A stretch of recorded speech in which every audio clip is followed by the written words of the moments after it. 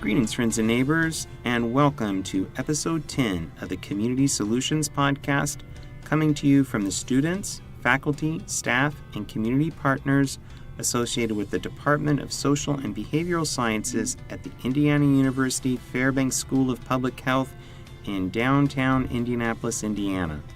I'm Jack Turman Jr., a faculty member in the department, and your host for this podcast. Our Community Solutions podcast neighborhood is spreading across the nation and around the world, and I want to thank you for listening and spreading the word about our podcast to your friends and neighbors. Working together, we really can build healthy, hope-filled neighborhoods where residents help, serve, and respect each other. On behalf of the entire Community Solutions team, I encourage you to subscribe to, follow, rate, and review our podcast. Today, our students Cassie and Mary Elizabeth converse with Professor Joan Duvey, a professor of health policy and management and the Associate Dean for Public Health Practice. Joan truly works and speaks with a heart of compassion. She provides great knowledge and wisdom to help us understand addiction as a chronic disease. She addresses the wonderful outcomes of syringe services programs.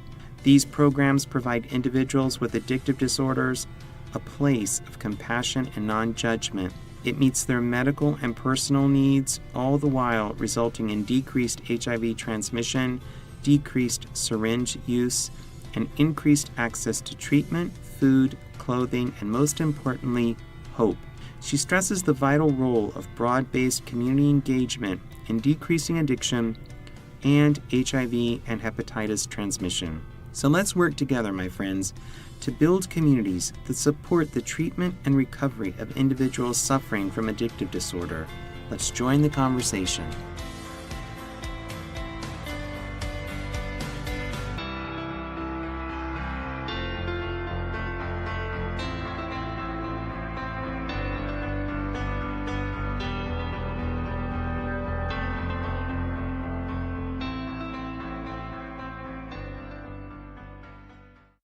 Hey everybody, this is Mary Elizabeth Campbell. This is Cassie Davidson. And I'm Joan Duvey.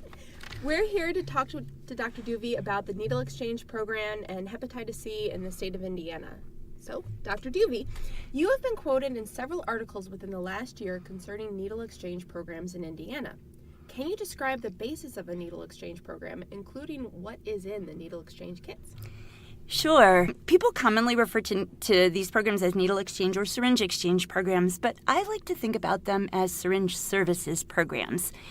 What they really do is provide a safe space for people who inject drugs to get sterile needles and other clean injection equipment, like clean water, clean cookers, alcohol swabs to clean their skin, and other supplies that they might need, like antibiotic ointment. The importance of syringe services programs is that they really help prevent the spread of infectious diseases like HIV, hepatitis B, and hepatitis C. They also reduce the risk of skin abscesses and a really serious bacterial infection of the heart called endocarditis. We interviewed 200 people in Scott County who had injected drugs.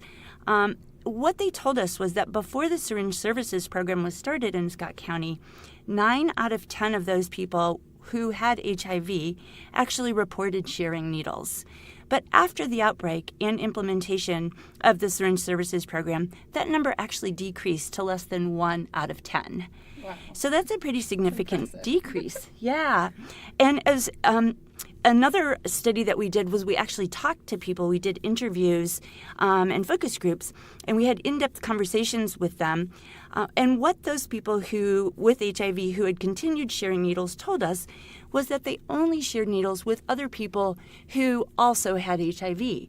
So that further reduced the risk of ongoing transmission. So they were actually educated about their disease. They had been tested, diagnosed, were educated, and were really concerned about other members in their community and would actually save some of their syringes.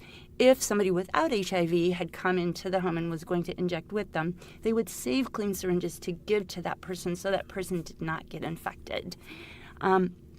The other really nice thing about syringe services programs is that they allow for safe disposal of used syringes. That keeps them off the streets, out of parks, and it also prevents reusing dirty needles.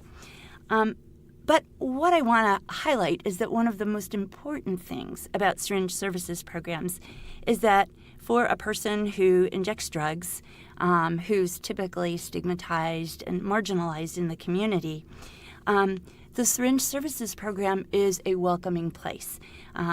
They're not met there with typical fear and loathing, but they're welcomed with kindness and respect. They're offered preventive medical care like vaccinations, like testing for hepatitis or for HIV. They're offered education. They're also offered food, clothing, and hope. They're educated about treatment for not only infectious diseases like hepatitis C and HIV and prevention services like pre-exposure prophylaxis to keep people from getting HIV, but also educated about the opportunities for treatment of substance use disorder.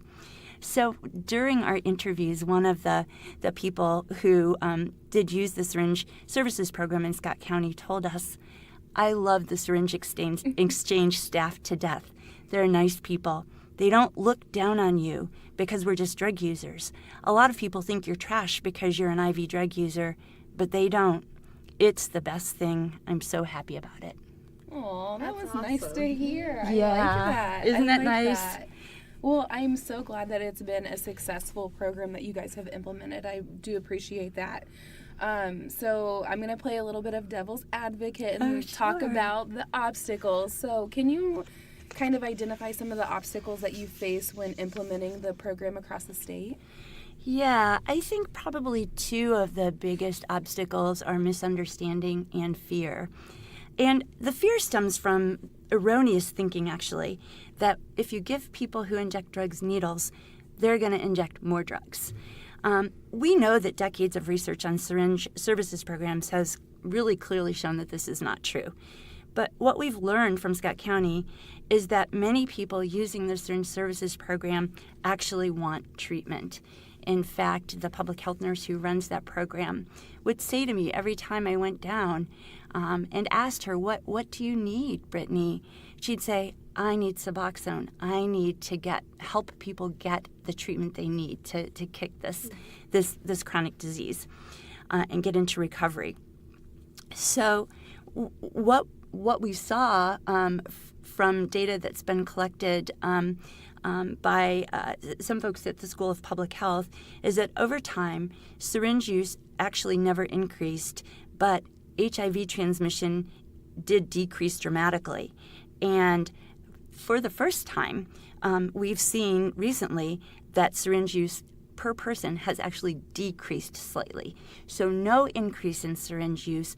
Over time, mainly syringe use has stayed constant, but recently, as folks become educated and they really are interested in getting into treatment, and there is an opportunity for treatment now, that syringe use has begun to decrease. I think many people misunderstand addiction and they don't really think about it as a chronic disease. So what they see is a person who perhaps steals money, who buys drugs illegally, and that behavior makes them seem like this is a moral lapse or a failure or a weakness. But what we know from scientists who study addiction and from doctors who treat addiction is that drugs of addiction, like opioids that we're talking about, heroin, morphine, or fentanyl, for example, actually cause physical changes in the brain and specifically in parts of the brain that are responsible for cravings, for motivation, and reward. They also cause severe physical pain and illness, especially for someone who's taken them for a while and then suddenly stops. So these symptoms of withdrawal can actually last for over a week, but they resolve immediately with the use of drug. So you can see the brain is sending these powerful messages, motivational signals to continue using the drug. And the body actually punishes people by causing the severe illness and pain for stopping use. and that reward for reuse is almost immediate. So it's a pretty vicious cycle. And interestingly, once people do get caught up in this cycle, they actually become really desperate to get out. They really lose everything, right? They lose their jobs, they lose their homes, their families, their children. They lose motivation to do anything except repeat the cycle of drug use, and life becomes pretty hopeless for them. They often try to quit on their own, and this more times than not leads to failure, and in the worst scenario leads to overdose and actually death. Well, speaking of treatment, to end on a little bit of a happier note, are there various options? I know you kind of spoke on this a little bit, but can you speak more in depth about the options provided to patients who receive needle exchange kits to get treatment for their drug addiction? Yeah, so this is one of the things that really has been amazing, especially about the Scott County story. What we have seen is not only a decrease in transmission of HIV, and we're beginning to see a decrease in syringe use, in needing syringes, the number of syringes needed, but we're also seeing a dramatic increase in the number of people who have access to treatment for addiction. In fact, as of December, 170 people have actually sought treatment for their addiction. And when I say treatment, I'm referring to evidence-based treatment, in particular medication-assisted treatment, which we know to have the highest success rates in treating people with addiction. Unfortunately, access to evidence-based treatment actually for addiction in Indiana is very, very limited. So large communities may have multiple treatment options, but even those treatment facilities often have really long waiting lists and waiting times that can extend out to 6 months or even longer for people to access treatment. That's not okay. It's not okay. And with in somebody who really is on that roller coaster ride of addiction, there are opportunities where they just kind of hit that point of despair and they are ready for treatment. Right. And we really need to be able to respond holistically, compassionately at that moment and get them the access to the medication they need, to the behavioral health treatment that they need, and to recovery support that can help them be successful in that treatment. And when you look at rural communities, and we've seen that this really this epidemic has hit our rural communities in Indiana pretty significantly, it's even more difficult. There are many communities, many counties in Indiana that don't have any access at all to evidence-based treatment for addiction. So even with a syringe services program, if there is not somebody who's willing to provide treatment in that community, or if the community, because treatment is sometimes stigmatized, is not willing to accept a treatment provider, then there's no hope of individuals getting the treatment they need to get into recovery. It's a very sad situation. It is. Yes, it definitely sounds like it. So one of the things that I'm really happy to report is that we are working with the state of Indiana to actually increase the options for treating people with addiction. And we are doing this by training providers in rural communities to offer medication-assisted treatment, and also training behavioral support personnel to work with them so that individuals have the opportunity for fully integrated care as they get treatment for their addiction and begin to lead that life of recovery. Okay, that sounds very, very, very cool. So we are going to pick up a little bit where we left off and kind of talk more about hepatitis C and the syringe exchange program.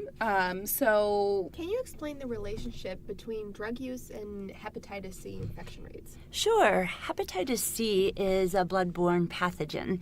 So when people inject drugs and when they share their needles or their injection supplies, if they have hepatitis C, the person with whom they're sharing now has been exposed to hepatitis C and will probably contract the disease. Hepatitis C is a very hardy virus and spreads pretty efficiently from one person to another person with the right exposures. Hep C can also be spread through sexual intercourse anytime there is the presence of blood or blood sharing and not intact skin. But mostly we see really rapid spread of hepatitis C in populations who inject drugs. Goodness. Okay, so yeah, you definitely hit on how it is transmitted and it being hepatitis C. Could you please go into that a little more and discuss how patients are being tested for hepatitis C? Yeah, interestingly, there historically hasn't been a big push to test people for hepatitis C. The CDC published guidelines to test baby boomers for hepatitis C once they noticed that there seemed to be a large number of people in that age group who, for whatever reason, had been exposed to and infected with hepatitis C. With the injection drug epidemic, in particular the opioid and also methamphetamine injection drug use, we began seeing hepatitis C in people who are of younger ages. So now providers are urged to screen for risk factors and ask people if they have injected drugs or test them based on their age or other risk factors. Men who have sex with men also are at higher risk for contracting hepatitis C. So targeted screening has been recommended for hepatitis C. What we know is that people with hepatitis C, people who inject drugs, don't actually go to their providers to get a physical. Right. So relying on traditional access to health care may not be the most efficient way to identify people. And it's really important from a public health perspective to know who has hepatitis C because we have very effective ways to treat and cure people for hepatitis C now. Until people get identified and into treatment and actually have a sustained virological response or cure, they are at risk for ongoing transmission of hepatitis C in their community. So really trying to understand how we might find people who have risk factors for hepatitis C and get them tested it was critical actually in Scott County because HIV transmission, really you have the same risk factors. And what we learned was people with hepatitis C and HIV could be identified in several different locations. First of all, in addiction treatment facilities. Mm-hmm. So people who were being treated for addiction may have had exposures, and so treating them there or doing testing in those facilities was really important. Also, emergency departments. People who inject drugs often, as we mentioned in the previous podcast, develop abscesses or endocarditis. So they get ill and they will seek care in an emergency department. So providing testing services in those emergency departments critical. And really, jails are another opportunity because we know that that people who inject drugs often have a history of incarceration. So testing in jails and in other correctional facilities like our state prisons can be very, very helpful. But syringe exchange programs or syringe services programs probably have the highest rates of testing people. The people who access syringe services programs develop a pretty trusting relationship with the folks who run those programs and may be hesitant to get tested at first, but over time will often actually request testing as they understand that if they are found to have HIV or hepatitis C, they're not going to be further stigmatized, but the syringe service staff are really going to try to keep their best interests at heart and get them into treatment and really help them live a healthy life. That's amazing. That's absolutely amazing. Now, relating back a little bit to the previous podcast, and then you kind of touched on it a bit, but what types of education are provided at the needle exchange programs to patients about the symptoms of hepatitis C? Yeah, the public health nurses who run syringe services programs or other folks who run the syringe services programs often provide education, ongoing education. So it may not be that the first time you go to a syringe service program you get every piece of information that you need about the health risks of injecting drugs. That first visit is really to establish a relationship and a trusting relationship. But over time, because folks will come to syringe services programs on a regular basis, once a week, once every other week, so there's an opportunity over time to continue to provide education and to build on the education that was provided at a previous visit. So the health department staff may first just ask, have you been vaccinated for hepatitis B or for tetanus? And we can help you do that. And then they may ask, have you had an HIV test, or are you interested in getting tested for hepatitis C? Or do you know what hepatitis C is? And amongst people who inject drugs, the risk of acquiring one of these infections is usually identified in the community. And people understand that they may contract hepatitis C or even HIV from injecting drugs. And, so it is on their minds. The health department nurse or whoever is running the syringe exchange program can then build on that and say, here are the symptoms of hepatitis C. If you start to notice that you are becoming jaundiced, for example, or if you start to develop pain in your abdomen, or if you start noticing that you're getting swollen, these might be symptoms suggesting that you have hepatitis C. But we can test you for that, and there is treatment. So always ending up with, there is hope, and we can help you take care of yourself. That's so encouraging to hear. Yes, it like, is. Guys, don't lose hope. There Right. is help. You just have to seek it out. Yeah. So, Dr. Juvie, we have some projects that we're working on, right? Are you working on some projects? Yeah, we have just actually launched an ECHO project. ECHO stands for Extension of Community Healthcare Outcomes.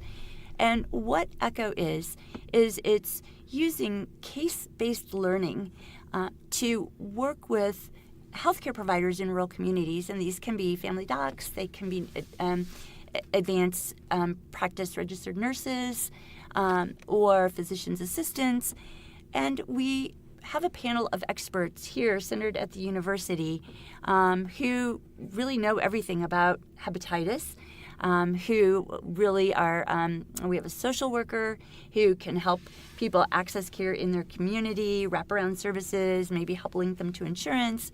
We have a pharmacist who can really work with us to make sure we're not making recommendations that might have drug-drug interactions with other drugs. It's really a panel of experts who can provide a full spectrum of education for the providers in the community about treating patients with complex medical conditions like hepatitis C. So the providers in the community will be encouraged to identify risk factors for hepatitis C, to screen patients for hepatitis C, and then to present patients to the other providers who are on the call. We often have 20 to 25 providers on the call at one time, so it's a group learning situation. And somebody will present a case, and then everyone will discuss the case, and we'll come up with some recommendations for the provider who is actually seeing that patient. What happens is that over time, with multiple case presentations, providers become actually experts at treating hepatitis C in their own communities. Nice. And so we've expanded access to hepatitis C treatment to rural communities where that wasn't available previously. It's really I like amazing. that. Yeah. I really like that. I that is appreciate very that. Yeah. Because there's a lot of communities, like you said, that are unable to access that health care that they need. Yeah. So this is nice to hear that there is still hope, like you've mentioned, for these people to receive the care that they do need. Yes. Now, I think I kind of know the answer already, but I just want to double check. What's been the reception to Project Echo so far? Yeah, we've had a pretty enthusiastic response. So far, we have 27 providers who are registered from 10 counties across the state of Indiana. Wow. So we have rural counties, we have urban counties. They're really, with an increase in hepatitis C that we're seeing in Indiana, there's need everywhere.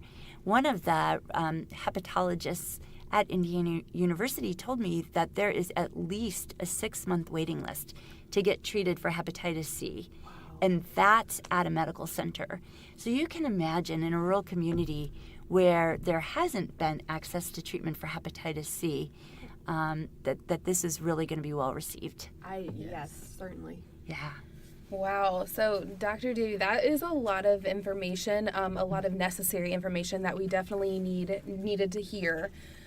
So as we wrap up this podcast, can you give us a little bit of advice to any kind of concerned listener who would be interested in bringing their syringe exchange program to their community, or who would just like to get involved to either volunteer, to provide access, or even support and education to those for the syringe exchange program? Boy, that alone could be a podcast. What I would recommend, we know that community engagement makes for successful syringe services programs. And what we've seen is that in those instances where the community has been less involved around the decision-making and the implementation of the syringe services programs, there has actually been some misinformation, misperceptions, mistrust. And that has led to really outcomes that don't support harm reduction in the community. I think that working with the community, and that community includes faith-based members of the community, it includes law enforcement, it includes people who work in correctional facilities, it includes healthcare providers, it includes, schools. Everybody in your community has a stake in keeping needles off the street and in preventing the ongoing transmission of HIV and hepatitis C, but also in getting people into treatment and into recovery. And we know that the touch point of syringe exchange program is that you build a trusting relationship with a healthcare provider, and that healthcare provider then can work with you to get you access to treatment when you are ready for that treatment. So get involved in your community in any way possible, whether it's providing meals, doing clothing drives, stopping at the syringe exchange program and asking, is there a way I can volunteer? Working with law enforcement to keep your parks and your streets safe and clean. Carry naloxone. Get trained to use naloxone so that you can keep people alive, actually, so that they do have an opportunity to get into recovery. Very sound advice. Thank you so much, Dr. Dew, for taking the time to be with us you're today. welcome. Yes, Thank you.